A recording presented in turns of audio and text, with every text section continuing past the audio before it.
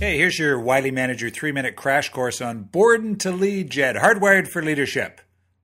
Yeah, in this particular podcast, we talk about some of the personality traits that we think tend to make for good leadership. So, how are you hardwired? How does your brain work? What are the personality traits that you have? And we talk more about which ones we think you should be looking for if you're selecting leaders, or if you yourself thinking of going into leadership roles. These ones are going to be important for you.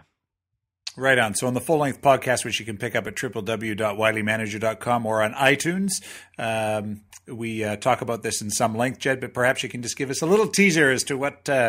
All right. Well, let's just run quickly through those personality traits that we think are important for leadership. We'll run through them quickly. As I said, if you have an interest, the full-length version, Bob and I get into a lot more detail about them. But the first one is a predisposition to lead in the first place. So some people are more hardwired to want to be out front, that are going to be wanting to be taking on those leadership jobs.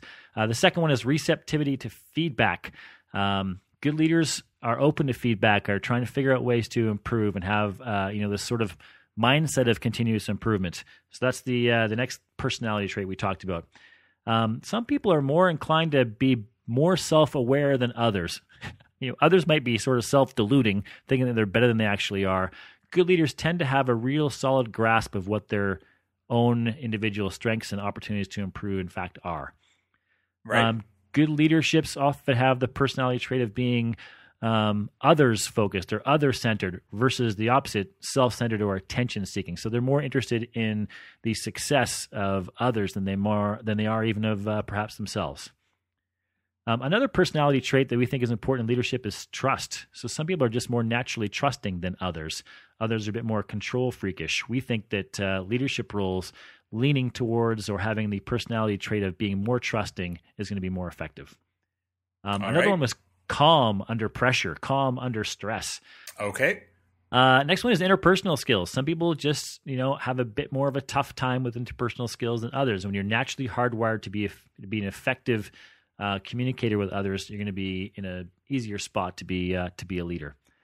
Another one is decision making. Some people just struggle more than others with decision making. For some people, deciding what color couch they're going to buy is a difficult struggle for them. And if you find yourself having a difficult time making decisions, you'll find yourself having a difficult time being a leader. And finally, the last one we talked about is having a propensity to balance values and results. So results are obviously important in any job. But in a leadership job, I think you need to be able to balance those results with values. So we want to make sure we get the job done. We want to make sure we get it done the right way. It's not results at any cost. That can often be a derailer for leaderships or for people in leadership roles as well.